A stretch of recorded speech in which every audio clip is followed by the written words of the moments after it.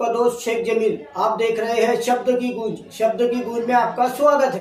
कायद्यामुळे त्यांचा छळ होणार आहे, त्यांच्या पूर्वजांचे ते कागदपत्र सिद्ध करू शकत नाही, पण ते शांत का बसलेले हा प्रश्न तुम्ही त्यांना विचारायला पाहिजे। पण एनआरसी कायद्यामुळे भारतामधील 40 करोड निरक्षर लोकांना संकटात टाकणारा हा कायदा आहे। त्याच्यामध्ये 21 करोड हिंदू आहेत, 8 करोड 70 लाख आदिवासी आहेत, 5 करोड 30 लाख दलित आहेत, 67 लाख सिख आहेत, 23 लाख बौद्ध आहेत। या पद्धतीने ओबीसी एससी एसटी बांधव आहेत। 2 करोड अनाथ मुलं भारतामध्ये आहेत, त्यांचे आईवडील जगामध्ये नाही। एनआरसी कायद्यामुळे त्यांचा छळ होणार आहे। 5 करोड 50 लाख विधवा आमच्या भगिनी आहेत भारतामध्ये, ज्यांचे पती या जगात नाहीत, आईवडील असतील किंवा नाही माहित नाही, त्यांचा छळ होणार आहे। ते आपले पूर्वजांचे कागदपत्र कुठून आणतील? भारतामध्ये 1 करोड आमच्या बहिणी, भारत माताच्या मुली नाईलाजाने वेश्या व्यवसाय करतात, त्यांच्याकडे पूर्वजच नाही, तर कोणत्या पूर्वजांचे ते कागदपत्र सिद्ध करतील? त्यांचा हा कायदा छळ करणार आहे। 14 करोड 70 लाख शेतमजूर आहेत, ते लोकांच्या शेतात मजुरी करून पोट भरतात, त्यांच्याकडे संपत्ती नाही, ते कोणते कागदपत्र सिद्ध करणार? 36 करोड 30 लाख लोक दारिद्र्य रेषेखालील आहेत, 42 रुपये त्यांचं उत्पन्न आहे, 32 रुपये ग्रामीण भागात उत्पन्न आहे, ते स्वतःचं पोट भरू शकत नाही, ते संपत्तीचे कागदपत्र कुठून आणणार आहेत? 18 लाख लोक रस्त्यावर राहतात, बस स्टँडवर, रेल्वे स्टेशनवर, फुटपाथवर राहतात, त्यांच्याकडे स्वतःचं घर नाही, मग मालकीचे कागदपत्र कुठून देणार? अशा प्रकारे भारतातील तो समाज पोटा पाण्यासाठी भटकंती करतो, कधी या जिल्ह्यात कधी त्या जिल्ह्यात, तो धनगर असो किंवा तो ऊसतोड कामगार असो, यांच्याकडे कागदपत्र नाही, त्यांच्या मुलांना शिक्षण भेटत नाही, एका जागी ते राहत नाही, मग सरकार त्यांच्याकडून कोणते कागदपत्र मागणार आहे? यांचं त्यांनी अजून नोटिफिकेशन सूचना काढलेल्या नाही।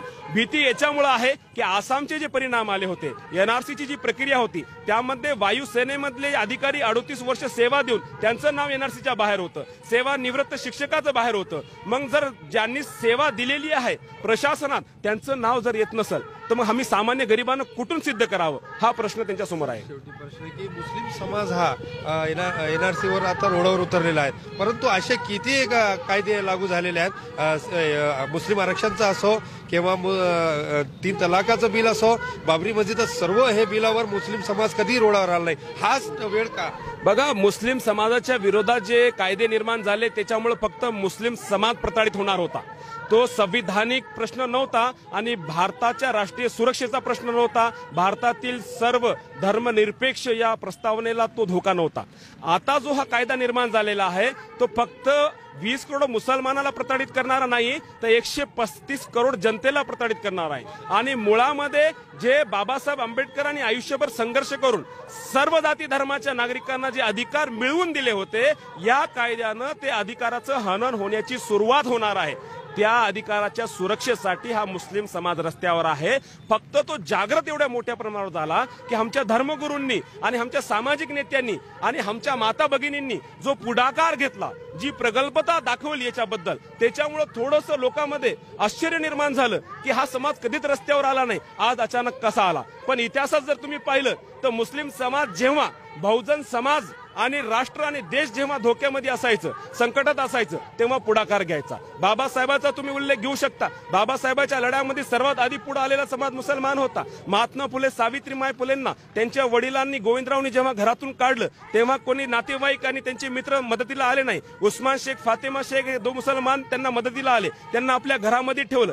सावित्रीमाई फुलेंच्या खांद्याला खांदा लावून शिक्षणाचं आंदोलन चालवणारी फातेमा जी होती ती मुस्लिम भगिनी होती। तर आम्ही हे समजून घेतलं पाहिजे की मुस्लिम बहुजन संघर्षामध्ये होता, पण इतिहासामध्ये ते लपवण्यात आलेलं आहे।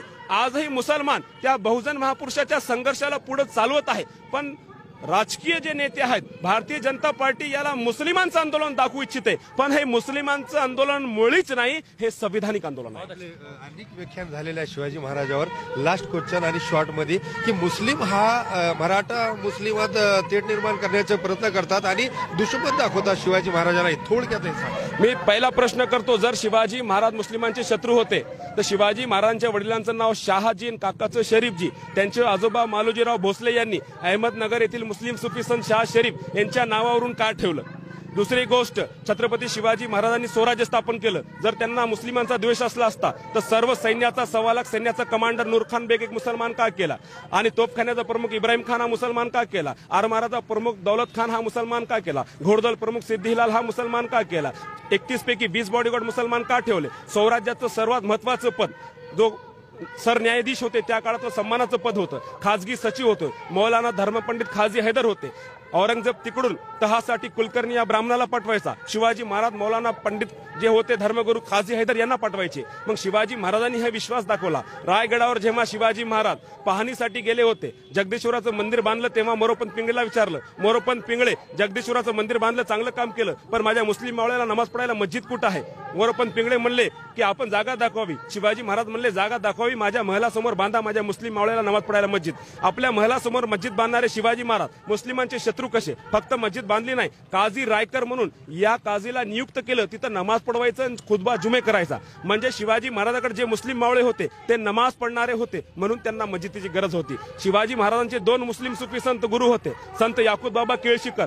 तुम्ही जर महाराष्ट्राचा राजा छत्रपती शिवाजी महाराज यांचे चरित्र काशीनाथ अठ्ठल्यकर त्यांचं पुस्तक वाचलं, 219 नंबरच्या पानवर त्यांनी ज्या सत्पुरुषाला आपले गुरु मानले होते त्यांची यादी आहे. तिथे संत याकूब बाबा केळशीकर या मुस्लिम अवलियास आपले गुरु केले असे 225 नंबरवर उल्लेख आहे. त्यांना शिवाजी महाराजांनी मस्जिद बांधायला 653 एकर जमीन दिली होती, पण इतिहासामध्ये याचा उल्लेख का करण्यात येत नाही? 2017ला संत याकूब बाबा यांच्या पुण्यतिथीनिमित्त माझा कार्यक्रम होता, मी माझ्या डोळ्यानं पाहिलं. पण शिवाजी महाराजांना जाती धर्माला जोडणारं एक लोक कल्याणकारी राज्य निर्माण केलं होतं, पण त्यांचा इतिहास पुसण्याचं षड्यंत्र त्या लोकांनी केलं ज्यांना शिवाजी महाराज नको होते, त्यांचं स्वराज्य नको होतं. बहुत बहुत शुक्रिया, बहुत बहुत शुक्रिया.